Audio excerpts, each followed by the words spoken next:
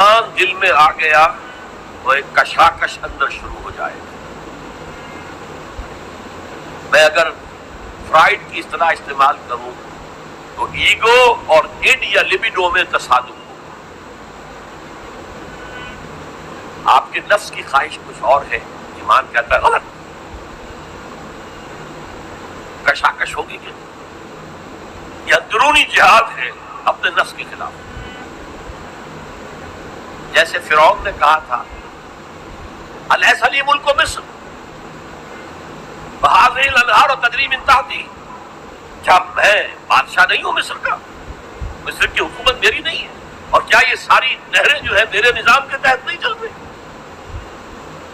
اسی طرح برا نہ مانیے، ہمارا نفس کہتا ہے یہ جسم میرا ہے، میری ملکیت ہے، اٹس مائی ڈومین، میری خواہش پوری کرنی ہوگی. جیسے اس نے کہا میں نہیں جانتا کوئی خدا ہے میرے سوا اور میرے اوپر، میں نہیں مانتا. نفس بھی کہتا میں نہیں ماننے کو تیار، کیا حلال ہے کیا حرام ہے، کیا جائز ہے کیا ناجائز، میری خواہش پوری کرو.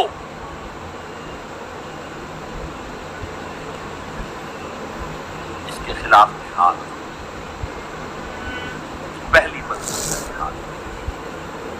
اور آپ کو معلوم ہے 3 منزلہ عمارت ہے، تو بلند ترین تو ہے تیسری منزل، اہم ترین ہے پہلی منزل. پہلی منزل بنے گی تو دوسری بنے گی، دوسری ہوگی تو تیسری بنے گی.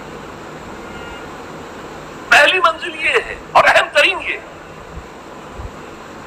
اسی لیے مولانا روم نے کہا نفس ماں ہم کم طرز فرعون نیست، میرا نفس بھی فرعون سے کم نہیں ہے، لیکن ایراعون نیست، اس کے پاس لاؤ لشکر تھا، اس نے زبان سے بھی کہہ دیا تھا انا ربکم الاعلی، میں ہوں خدا.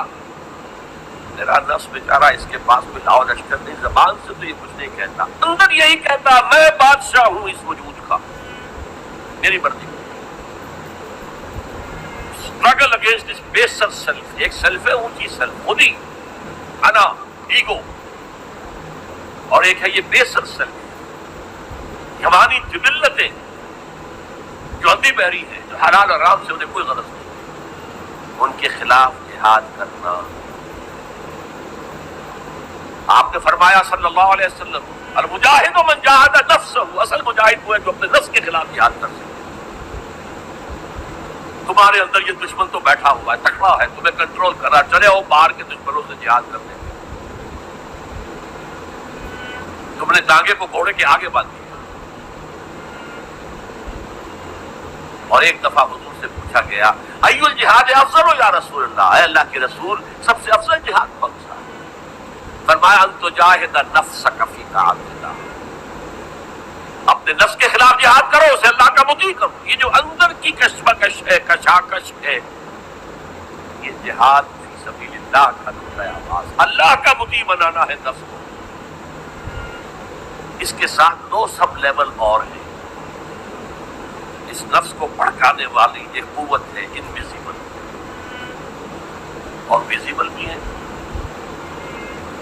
انویزیبل قوت سب سے بڑی ابلیس، شیطان، لعین،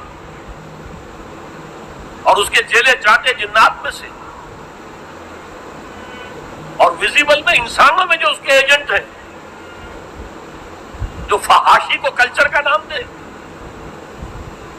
یہ اس ابلیس کے چیلے ہیں. ان کے خلاف جہاد نہیں کریں گے آپ. اگر آپ ان کے خلاف ایگریسو ایٹیٹیوڈ اختیار نہیں کریں گے تو آپ ان کے دباؤ میں آ جائیں گے. ان الشیطان لکم عدو فاتخذوہ عدوا، اے لوگوں یہ شیطان تمہارا دشمن ہے، اس کو اپنا دشمن سمجھو. وہ تمہیں سب باغ دکھاتا ہے، بدی کو مزین کر کے دکھاتا ہے، اچھے اچھے نام اس کے رکھ دیتا ہے، اور تمہیں آمادہ کرتا ہے بدی کے ارتکاب پر. نہیں، وہ تمہارا دشمن ہے. افتتخذونہ وذریتہ اولیاء من دونی، تم مجھے چھوڑ کر اسے اور اس کے چیلے چاٹوں کو تم اپنا دوست بناتے ہو. نہیں، شیطان کے خلاف کرتے ہو. اور تیسرا اس پر سب لیول کیا ہے؟